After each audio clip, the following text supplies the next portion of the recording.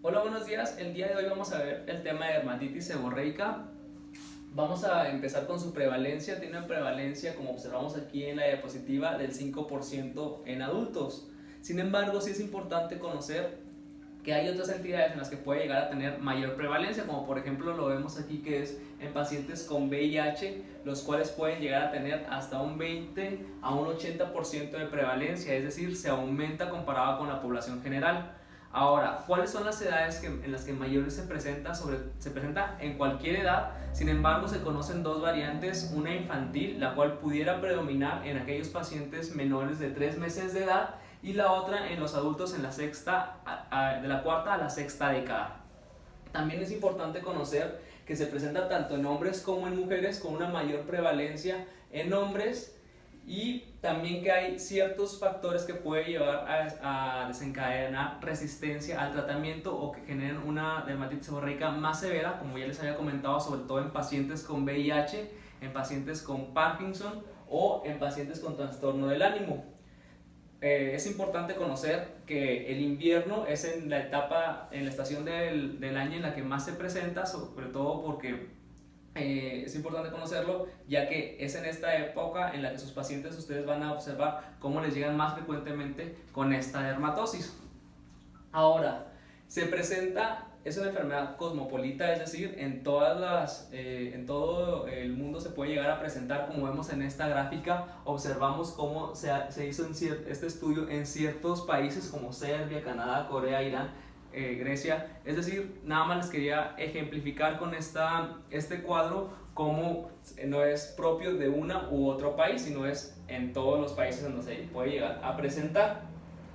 También es importante conocer que puede llegar a presentarse o asociarse sobre todo a malacesia, esta asociación está discutida, pero se ha observado como en ciertos estudios vemos como áreas donde están afectadas por dermatitis seborreica se compararon con áreas las cuales no están afectadas por dermatitis seborreica, y algunos estudios han aislado más colonias de malacesia que si en áreas afectadas que en las no afectadas. Sin embargo, malacesia lo pongo como un signo de interrogación, ya que hay otros estudios que refieren que malacesia no participa tanto en la fisiopatología de esta enfermedad.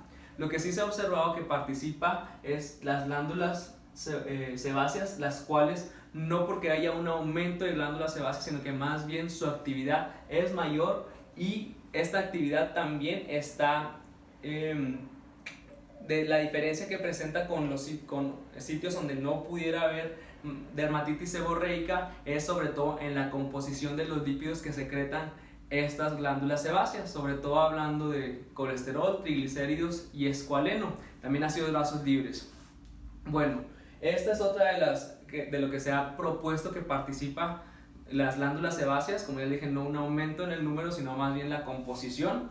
Y algo muy importante es la inflamación. La inflamación, sobre todo la cual puede llegar a estar dada por ciertos metabolitos tóxicos, lipasas y ciertos reactantes, los cuales se piensa que es más bien nuestro cuerpo quien genera cierta respuesta a la malacesia, precisamente, que pudiera llegar a estar ahí en la superficie de nuestra piel, y es esta reacción propia del cuerpo la cual pudiera llegar a generar las características clínicas que más adelante vamos a ver.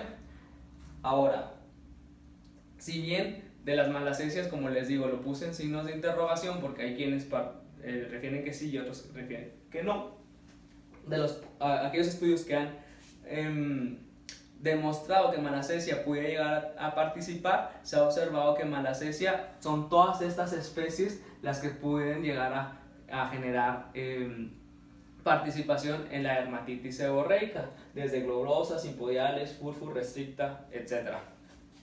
Ahora, vamos a ver también cómo a través de la genética y a través de alteraciones inmunológicas vamos a poder presentar ciertos factores que van a generar a nuestra piel mayor sensibilidad a que se genere disbiosis, y esta piel sensible con disbiosis nos va a llevar también a una disrupción de la barrera cutánea, y esto por lo tanto después al cuadro clínico que vamos a ver a continuación. Ahora, la dermatitis seborreica, ¿en dónde se va a presentar? Es decir, la topografía, bueno, puede ser en dos áreas principales. Piel cabelluda, sobre todo en vértex. Muy importante saber que cuando se presenta en piel cabelluda no sobrepasa la línea de implantación del cabello, a diferencia de psoriasis, la cual uno de los diagnósticos diferenciales va a ser precisamente psoriasis y otros más que más adelante vamos a ver. Esto es en piel cabelluda, cuando se llega a presentar, pero también se puede llegar a presentar en cara. En cara sobre todo va a ser en frente, en entrecejo, es decir, en la glabela, en las cejas y muy importante en surcos en el pliegue del ala nasal y surcos nasogenianos. Pudiera llegar a presentarse también en región retroauricular, es otra de las áreas. Estos son los sitios donde lo vamos a encontrar. ¿Y qué es lo que vamos a encontrar en esos sitios? Es decir, la morfología van a ser placas, las cuales se caracterizan por presentar eritema y escama. Muy importante saber que la escama es amarilla, es oleosa, es decir, tiene una consistencia como grasosa y puede ser fina o puede ser gruesa. Ahora, la evolución de esta enfermedad pudiera, sobre todo en etapa la infantil, durar días, semanas o meses, y en adultos generalmente es crónica y recidiva. Crónica y recidiva. Sí pudiera llegar a tener en el adulto periodos de mejoría, pero generalmente pudiera llegar a recidivar con ciertos factores, como por ejemplo el invierno que ya les comenté. Ahora, vemos aquí la topografía, como les comenté, que se presentaba sobre todo en piel cabelluda y en cara. Sin embargo, observamos cómo también puede llegar a presentarse en pecho, en ingles, pero esto es menos frecuente. Como observamos ahora en las imágenes, que para ejemplificar la morfología y la topografía, vamos a comenzar con la infantil y observamos aquí a un niño el cual presenta una dermatosis localizada en piel cabelluda, la cual se caracteriza por eritema y escama amarilla grasosa u oleosa.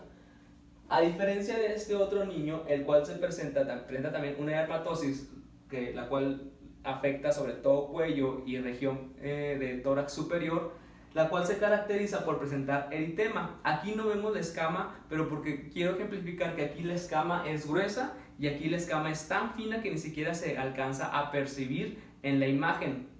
Ahora, veamos cómo en la que sí se alcanza a percibir, la característica de la escama es que es amarilla y es oleosa.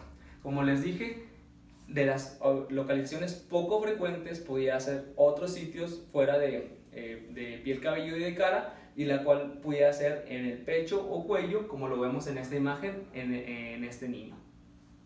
Ahora, no nada más se llega a presentar en niños, dijimos ya, la variante infantil, sino también la variante en la que se presenta en adultos. Vemos aquí otros ejemplos, los cuales se caracterizan por una dermatosis localizada en piel cabelluda, ambos, y veamos cómo no rebasan la línea de implantación del cabello, que es lo que yo quería ejemplificar, porque cuando psoriasis se presenta en piel cabelluda, psoriasis sí rebasa la línea de implantación del cabello. Además, una diferencia de psoriasis con dermatitis seborreica es que la escama de la psoriasis es blanca, es seca y se le conoce como yesosa y está gruesa generalmente. Entonces veamos cómo aquí la escama es más fina y no alcanzamos tampoco a percibir, pero esta tiene una característica oleosa. Ahora, eso es cuando se presenta en piel cabelluda, pero por ejemplo aquí tenemos imágenes las cuales nos ejemplifican cuando se presenta en cara. Les dije que es muy frecuente en los pliegues del ala nasal. Como lo vemos aquí, puede ver solamente eritema, sí tiene escama, pero la escama es muy finita y como es un área seborreica u oleosa, pues no se alcanza a percibir, no se alcanza a desprender, entonces podemos ver nada más eritema, o puede haber también, además del eritema, puede tener la escama que les comentaba. Muy importante saber que generalmente cuando el síntoma principal, si bien pueden ser asintomáticos, es prurito. Entonces nosotros podemos identificar este paciente que tiene dermatitis seborreica porque tiene leve eritema y tiene comezón. Entonces es otro de los datos que nos ayuda a dar con el diagnóstico de dermatitis seborreica. No nada más, vemos aquí dos ejemplos en el pliegue del ano nasal, el cual la dermatosis es leve. Sin embargo, aquí en este otro ejemplo vemos cómo tiene eritema, tiene escama, pero no nada más tiene en el pliegue nasal, sino que también en el surco nasogeniano y aún más allá, como observamos, se va hasta la mejilla e inclusive en otras áreas también tiene en cejas, que es una de las áreas habituales. Este paciente que tiene una dermatosis más florida o más exagerada, podemos nosotros arriesgar a decirnos que es un paciente el cual puede cursar con VIH, ya que dijimos que en estos pacientes es más evidente la dermatosis. Por lo tanto, si llega un paciente el cual estamos viendo las características clínicas clásicas de dermatitis seborreica y observamos que es muy evidente o muy florida su dermatitis seborreica, estamos obligados a tomar un VIH a ese paciente pues para descartar esta patología. Ahora, ejemplificamos también en otras áreas como en las cejas o en la glabela, vemos como en este paciente predomina la escama. Sin embargo, hay otros pacientes en los cuales pudiera predominar más bien el eritema y no tanto la escama. Entonces, para que veamos cómo es una dermatosis que el cual se presenta eritema y escama, sin embargo puede predominar una u otra. Vemos también aquí cómo pudieran llegar a predominar las dos. Este es otro área comúnmente afectada, el pliegue retroauricular, el cual se caracteriza por eritema y escama amarilla oleosa.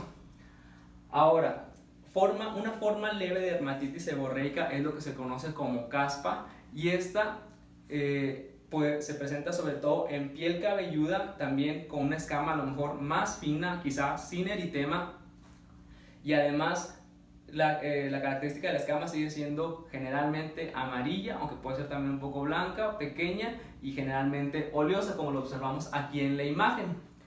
Otra variante es la dermatitis amantiacea. Esta dermatitis tiene varias etiologías, no nada más dermatitis seborreica. Sin embargo, dermatitis seborreica es la más frecuente. Cuando decimos que es una dermatitis amantiacea, significa que tiene una escama muy gruesa, amarilla, adherida inclusive, y puede llegar a presentar también eritema. Otras etiologías de esta dermatosis también, por ejemplo, es psoriasis, pero la más frecuente dijimos que es dermatitis seborreica.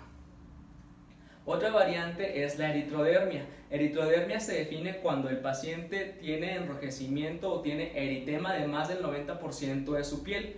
Muchas son las causas de eritrodermia. Se divide en eritrodermia en adultos, eritrodermia en niños. De las causas más frecuentes en adultos, por ejemplo, es psoriasis. Sin embargo, otra de las causas de eritrodermia en adultos pudiera ser también dermatitis seborreica. ¿Y cómo vamos a diferenciar una eritrodermia una de otra? Pues otra vez nos vamos a ir a las características que pudiera tener la escama, la cual aquí ya les he comentado es amarilla y oleosa, a diferencia de una eritrodermia por psoriasis que es blanca, yesosa, seca. Ahora, dentro de los diagnósticos diferenciales hay muchos, ya les dije ahorita, les he dicho mucho, he insistido mucho con la psoriasis. Sin embargo, existen otros diagnósticos diferenciales, como por ejemplo la dermatitis atópica, la cual es una enfermedad en la cual también hay eritema, hay cerosis, también se puede llegar a presentar en cara, sobre todo en niños. Es decir, tiene ciertas características que pudiéramos nosotros llegar a distinguir por clínica todos estos diagnósticos diferenciales. Sin embargo, no los vamos a tocar en este momento, pero es importante saber que tiene sus diagnósticos diferenciales la dermatitis seborreica.